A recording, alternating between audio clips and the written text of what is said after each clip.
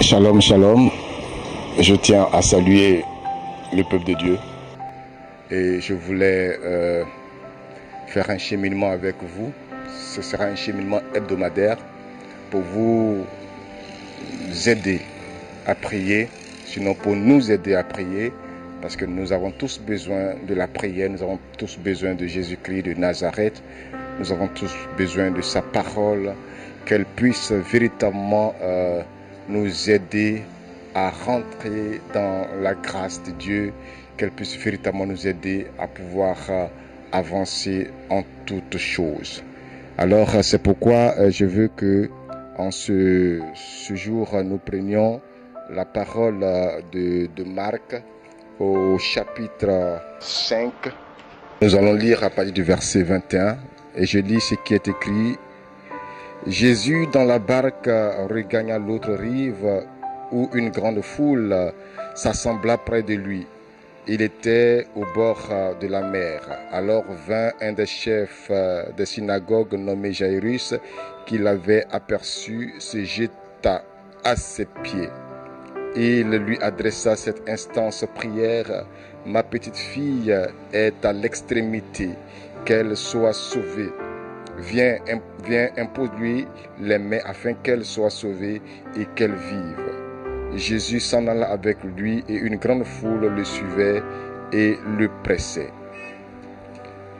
On va prendre le verset 33 qui dit « Comme il parlait encore, survinrent de chez le chef de la synagogue des gens qui dirent « Ta fille est morte, pourquoi importuner davantage le maître ?» Mais Jésus, sans tenir compte de ces paroles dites au chef de la synagogue, ne crains pas, crois seulement. Et il ne permit à personne de l'accompagner, si ce n'est Pierre, Jacques et Jean, frères de Jacques. Et ils arrivèrent à la maison du chef de la synagogue où Jésus vit une foule bruyante et des gens qui pleuraient et poussaient des cris, de grands cris. Il entra et leur dit, « Pourquoi faites-vous du bruit et pourquoi pleurez-vous? L'enfant n'est pas mort, mais il dort. » Et il se moquait de lui. Alors, ayant fait sortir tout le monde, il prit avec lui le père et la mère de l'enfant et ceux qui l'avaient accompagné, et il entra là où était l'enfant. Il la saisit par la main et lui dit, « Talitha koumi », ce qui signifie « Jeune fille, lève-toi, je te le dis ». Aussitôt, la jeune fille se leva et se mit à marcher car elle avait 12 ans. Et ils furent dans un grand étonnement. Jésus leur adressa de fortes recommandations pour que personne ne sût la chose. Et il dit qu'on donna à manger à la jeune fille. Bien-aimés dans le Seigneur, je rends grâce à Dieu pour ce passage que le Seigneur nous donne. Vous voyez, Dieu, il est merveilleux, il est grand, il est puissant, il fait des choses que l'homme ne peut pas comprendre. Souvent, quand des situations se lèvent contre nous, des situations aussi difficiles se lèvent dans notre vie, nous sommes totalement terrifiés, nous sommes totalement troublés et on ne sait pas où donner de la tête. Dans d'autres cas, quand tout va bien, on peut encore se permettre de dire certaines choses, de parler et même de récriminer, de ne même pas croire, de penser que ceux qui croient, ceux qui prient sont des personnes qui n'ont rien à faire. Bien-aimés dans le Seigneur, ici, nous sommes face à une situation, à une histoire très palpable. Il s'agit ici d'un chef de la synagogue. Les chefs de la synagogue peuvent être considérés aujourd'hui comme les chefs d'église, les responsables d'église, des personnes qui occupent des responsabilités dans l'église, mais qui malheureusement ne croient pas en Jésus. Nous savons très bien que ceux qui ont combattu Jésus étaient les chefs de la synagogue. C'est eux qui l'ont conduit chez Pilate, c'est eux qui l'ont accusé à tort et qui l'ont fait mourir. Parmi eux, un s'appelait Jairus. Ce Jairus, certainement, lui aussi ne croyait pas en Jésus. Il entendait tout ce que les gens disaient dans son collège de chef de synagogue de Jésus, certainement que c'est l'Élie, c'est le prophète, en fait, Moïse, tout ça. Et puis, il a certainement aussi entendu dire qu'il avait un esprit Belzéboul. Mais, vous voyez, il était face à une situation. Une situation va l'amener à ne plus être intellectuel, parce que souvent notre intellectuel, notre connaissance intellectuelle peut nous pousser véritablement à raisonner. L'homme était face à une situation, ce n'était pas une question de s'asseoir pour dire j'ai étudié, je connais beaucoup de choses, sa fille est mourante. Il a certainement entendu dire que Jésus, cet homme-là, faisait des miracles. Il a certainement entendu dire que Jésus guérissait des malades. Il a certainement entendu dire que Jésus faisait des choses extraordinaires.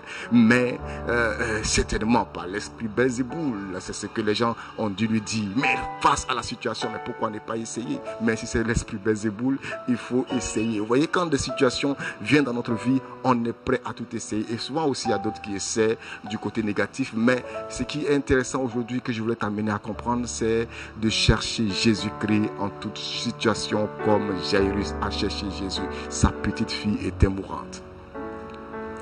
Et Jésus est allé dans la maison de Jairus, et en y allant, qu'est-ce qu'il va trouver? Une foule qui pleurait, une foule de personnes qui poussaient des grands cris, les foules de personnes qui sont autour de nous pour compromettre notre foi, des gens qui sont là pour mettre dans notre esprit des choses. Et les gens ont dit à Jairus, mais pourquoi importuner le maître? Pourquoi l'importuner? Parce que ta jeune fille est déjà morte, elle est morte. Pourquoi l'importuner? Mais Jésus va dire à Jairus, ne crains pas. Et je voulais dire ce soir à quelqu'un, ne crains pas. Je ne sais pas, comme Jairus, il y a certainement une fille, quelqu'un dans ta vie, quelque chose dans ta vie qui est morte ou bien qui est sur le point de mourir. Il y a certainement une tempête qui est en train de souffler dans ta vie. Il y a certainement quelque chose qui est en train de basculer dans ta vie. Il y a certainement quelque chose qui est en train de perturber ton existence. Mais seulement, ce que je peux te dire,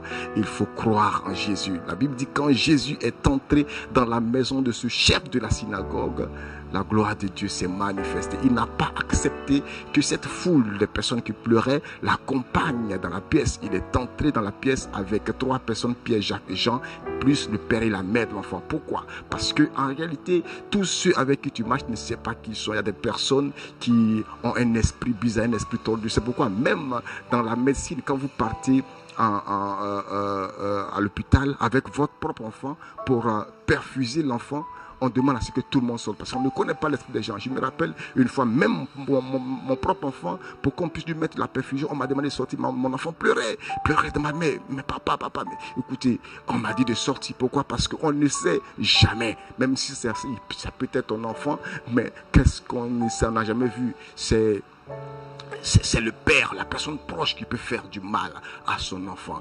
Bien-aimé dans le Seigneur, ce soir, je voulais te dire, ne crains pas. Sache avec qui tu marches dans la vie. Marche avec des gens qui ont une vision, qui peuvent véritablement t'aider à avancer dans tout ce que tu fais. Il y a des gens qui ne vont jamais croire en ce que tu fais. Des gens qui vont mettre dans ta tête que Jésus-Christ n'est pas Dieu, Jésus-Christ n'est pas Seigneur. Ne les écoute pas. Compte sur Jésus de Nazareth, le seul est vrai, le seul est capable de changer ta vie. Je prie que le Seigneur te bénisse, lui qui vit et règne pour les siècles des siècles. Amen. Ne manque pas de visiter notre chaîne YouTube, modérateur David Abraham, votre serviteur. Vous pouvez nous joindre sur les numéros qui s'affichent au bas de l'écran. Shalom.